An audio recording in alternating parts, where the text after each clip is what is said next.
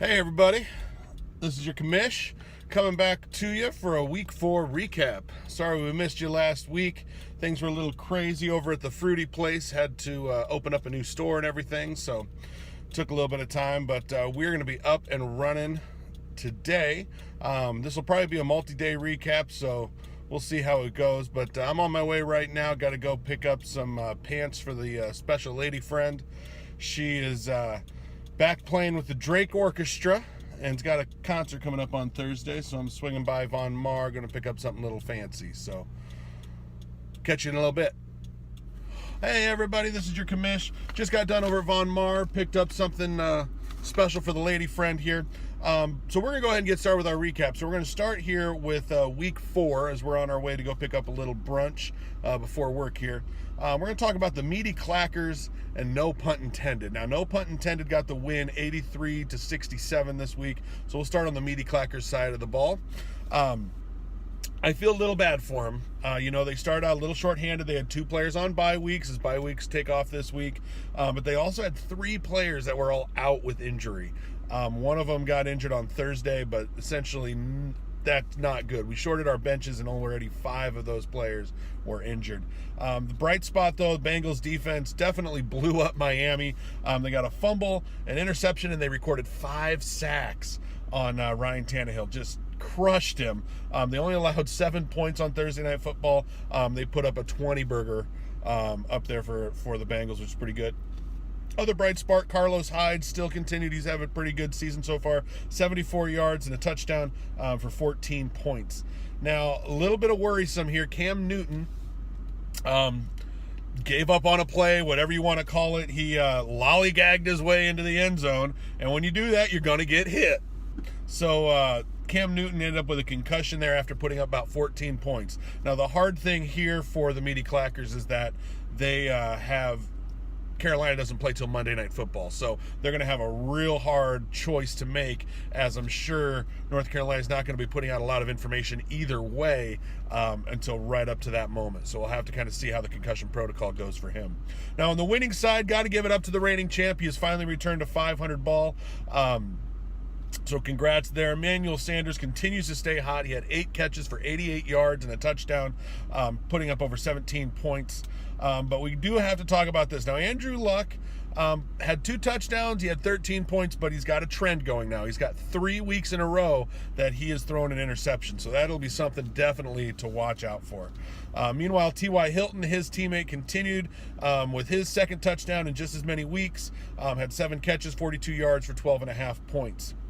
Now, one thing that's going to be kind of interesting, Rob Gronkowski returned this week, kind of. I think he only had like 1 catch for a few points, so we'll kind of see what happens there. But I got to tell you, he is super excited. We get Tommy Bahama. That's right, Tom Brady comes back next week off of his suspension. It'll be interesting to see how he kicks off the rust, but I'm sure they'll get right in that groove and just continue just killing people. Now, one thing to note, this happened after the game. Matt Forte had a pretty decent game this week, but he was found after the week. He was actually carted off over to x-rays after the game. Not a whole lot of info has come out on that yet, so we'll have to kind of see what happened there to see kind of what's going to be going on with that. But kudos to the reigning champ. You're at 500, getting the win this week over the Meaty Clackers. Way to go, punt intended. All right, everybody, just put in my order here at Culver's. So we're going to see, we got a couple minutes, see if we can get another recap done here. So we're going to look at Jesus Tits MD versus Chicago Guns. High scoring game this week. Jesus Tits MD put up 126 points to Chicago Guns 148. That may be a high water mark for the season. We'll have to see. Now, last week I know I said that 100 points would give you a fighting chance. Obviously, as Jesus Tits MD with 126 points, he found out that there's an exception to every rule, and this week it was him that was the exception. But you got to look at some of the bright stuff. So Derek Carr is exceeding all expectations. He had 199 yards, 4 touchdowns for 22.8 points. And he's not going to be slowing down at all. Next week he gets San Diego, which has just been getting blown up in the passing game by teams. We also got to look at A.J. Green. He returned to his week 1 form. He caught literally everything that was thrown his way on Thursday night. He caught 10 catches for 173 yards and a touchdown. put up over 27 points. It was awesome. Now, Greg Olson and Frank Gore also give it up to them. They each scored 17 points for Jesus Tits MD as they both scored a touchdown. Now, we're going to look over to Chicago Guns. Absolutely amazing game for him. He had 5 players that put up season highs this week. 5 players all on the same team, all put up season highs, their best performance of the season. Just crazy, incredible. Now, I do have a stat for you here. Only one player has gained more than 250 plus receiving yards in a game twice in his NFL career. Only one player. Anybody want to venture a guess? If you said Julio Jones, you are correct. He caught 12 passes. He averaged 25 yards a catch on 12 passes. He put 300 yards up. His lone touchdown was on a 75-yard catch and run. It was just awesome. Check out the replay or the highlight if you can find it. And he shattered his prior career high, which was 259 yards. So he's put 40 yards above where he was before. Just absolutely incredible. Now, the other thing we also have to talk about, Blake Bortles, Ezekiel Elliott, Joe Flacco, they all set, and Jordan Reed, they all set season highs for scoring this week. It was just incredible. So hats off to you, Chicago Guns, absolutely obliterating Jesus Tits MD. So way to go. I'm going to go ahead and pull up to the counter here and pay for some food. See ya.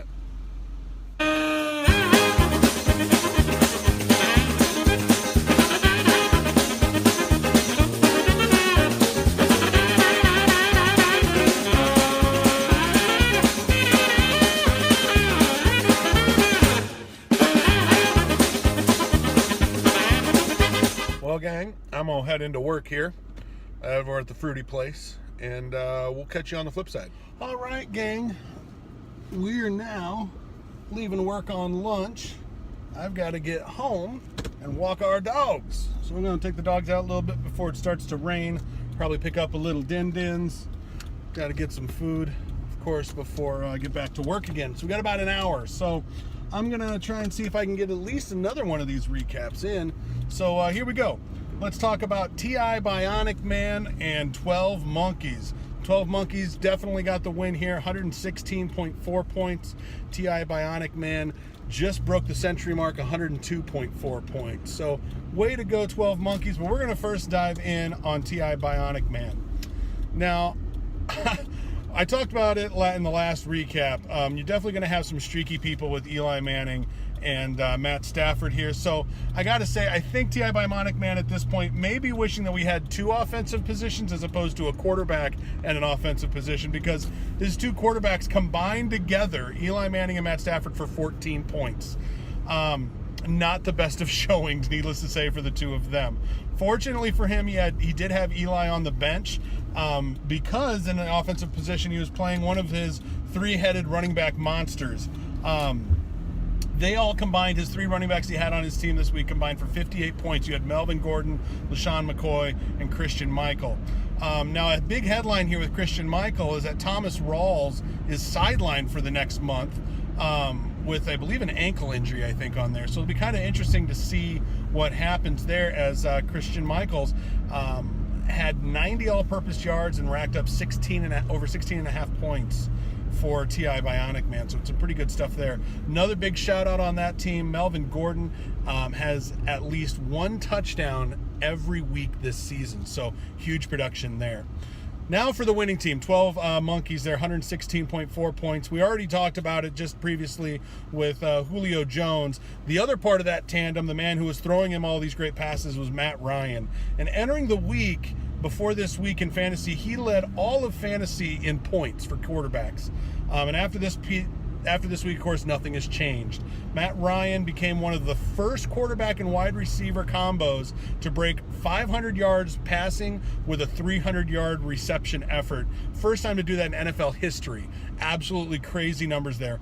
Ryan threw for 4 touchdowns and currently holds an 11 touchdown to 2 interception ratio. So 11 touchdowns with only 2 interceptions this season. Absolutely crazy. He had 38.4 points. Meanwhile, DeMarco Murray also ran for 95 yards, had 2 touchdowns. Great to see him continuing on. He had a season-high 24.5 points. So, way to go, 12 Monkeys, getting that in. Huge performance. It'll be interesting to see what happens when Matt Ryan doesn't do that, but the way Matt Ryan's going, he may throw up 500 yards at least 1 or 2 more times this season. We'll have to wait and see. So yeah, that's it. I'll probably give you a little quick update here as we're out walking with the dogs here in the wind.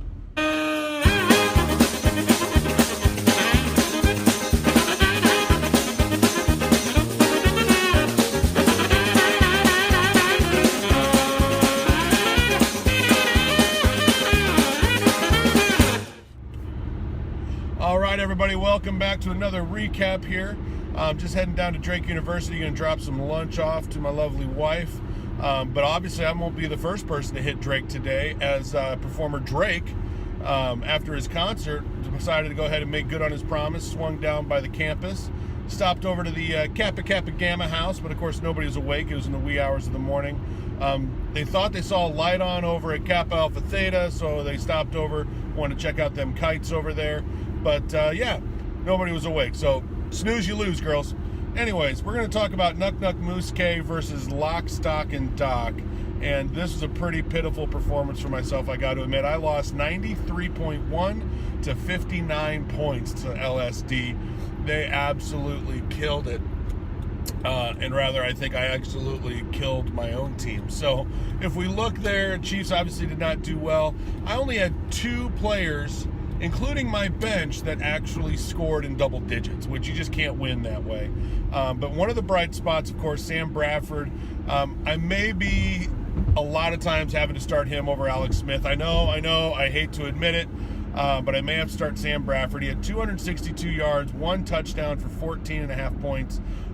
Did a really great job. Now, Alex Smith, fortunately for junk time, he ended up with 287 yards and a couple of touchdowns, the last of which was with 4 seconds left in that game, putting up 13.2 points. But Sam Bradford just looked mighty, mighty good here these last 3 weeks. He's 3-0 since getting the start for the Vikings. So you may have to start looking at him a little bit more often. Definitely will this week with the Kansas City Chiefs and the half of my team on bye week. But hopefully we'll be able to rebound here next week. I've got Aaron Rodgers and Eddie Lacy coming back on strong, and they're going to face the New York Jets, who've just looked almost as bad as my Chiefs looked on Monday night. I mean, it was just horrible. So we'll see what happens there. But on to the winners. I got to welcome Lock, Stock, and Doc. You finally got your first win of the season, so good on you. A lot of that had to deal with Dak Prescott. He has continued to look like the future of the future of the Cowboys. I'm going to be real interested to see what happens after their bye week. If Tony is able to come back, they may not want him. We'll have to take a look and see.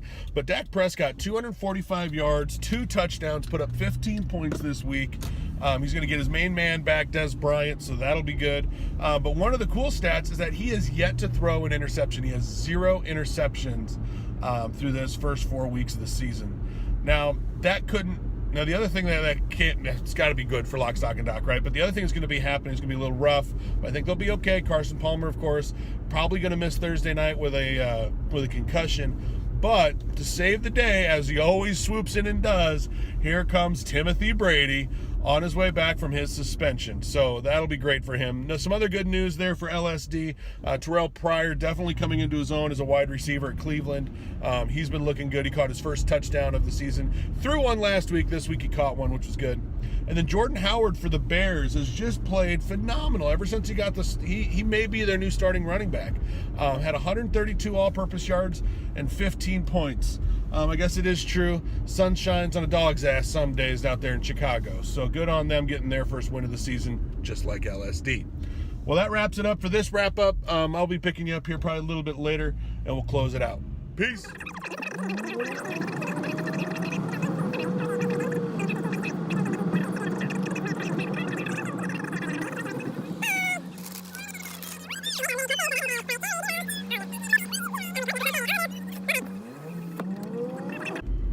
All right, gang, and we are back.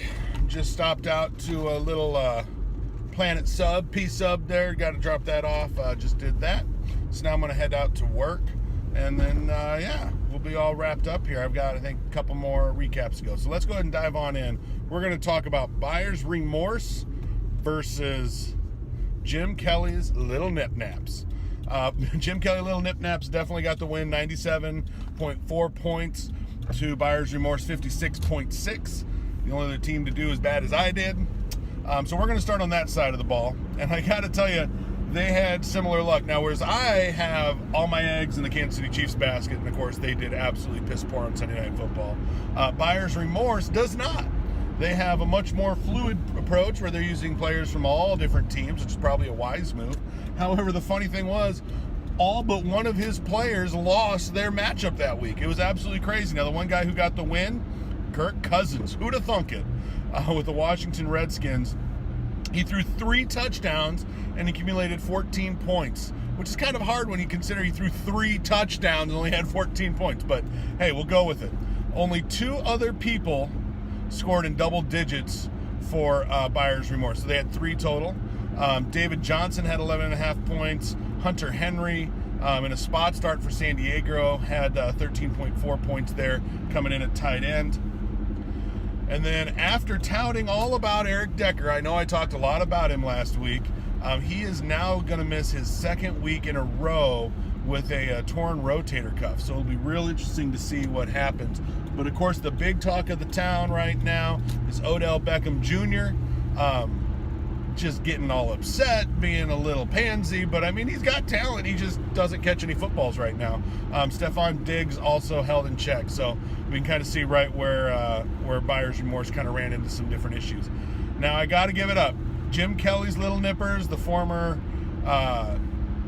champion of the league at one point a couple years ago, he has now won 3 in a row. Had a real bad loss in that first week, but it's just now won 3 in a row.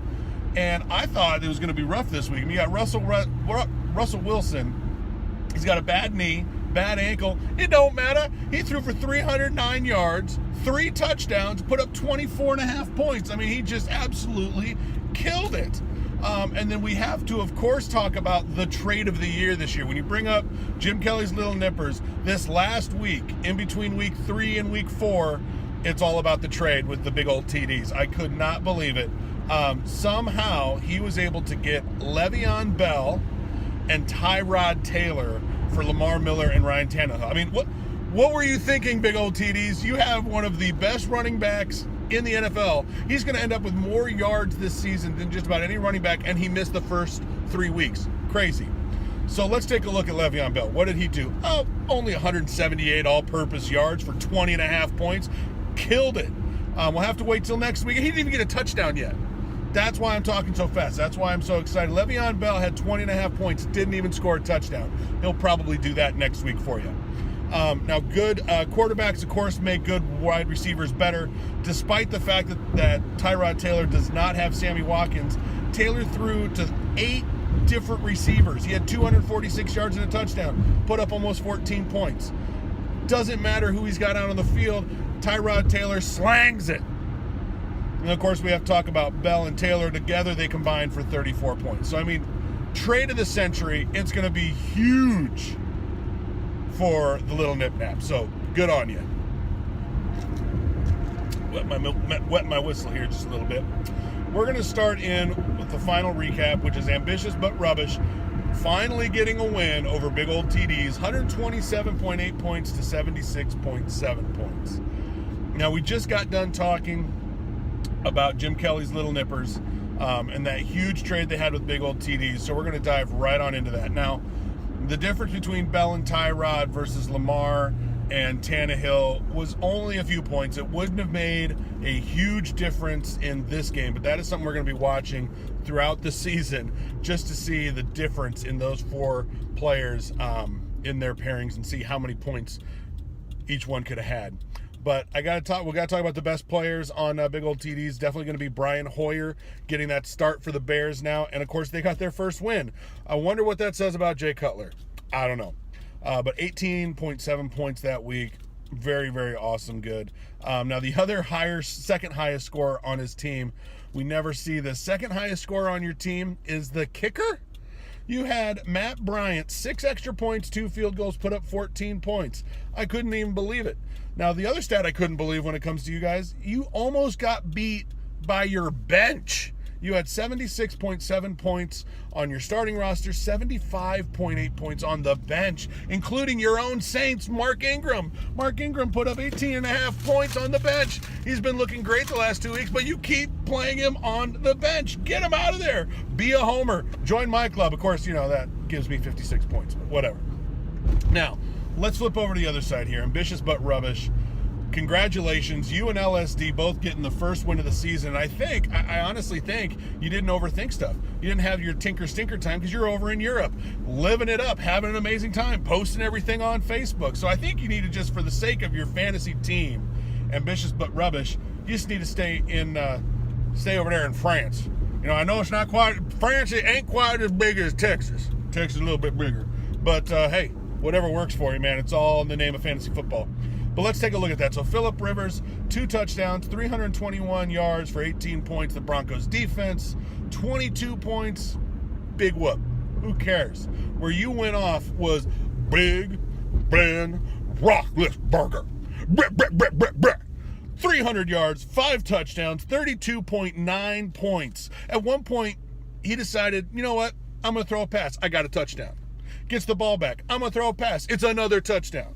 He threw 3 consecutive passes, had 3 consecutive touchdowns. I couldn't believe it. Just boom, touchdown, boom, touchdown, boom, touchdown. And he drove my Chiefs into the ground. The other funny part is he has less than 100 yards receiving, but 3 of his 7 catches were touchdowns. I don't even know what that stat goes to, but whoo, there we go. So somebody on your team put up 29.1 points. You know what? We're this far into it. Fuck it. I'm not even going to look it up who it was. You know who it was. Good on you. And we're going to leave it at that. But I got to say, you are the reason that I lost. Because not only did Michael Crabtree catch 3 touchdowns and leave Amari Cooper just out there dangling, but then also, of course, Big Ben just destroyed my Chiefs. So good on you. First win of the season. Congrats. You should stay in Europe. Probably going to keep winning. Otherwise, when you come back, you'll still probably keep winning because your guys, Big Ben's just going to have an amazing year this year, I feel. All right, that's enough for me. Thank you guys for joining the recaps. I hope you enjoyed them. Took me a couple of days, but hopefully now we'll be able to get this rolling here every week now that the Fruity Place is all settled into our new store. But big thank you, and you guys have a wonderful, wonderful week, and we'll catch you on the flip side. Peace.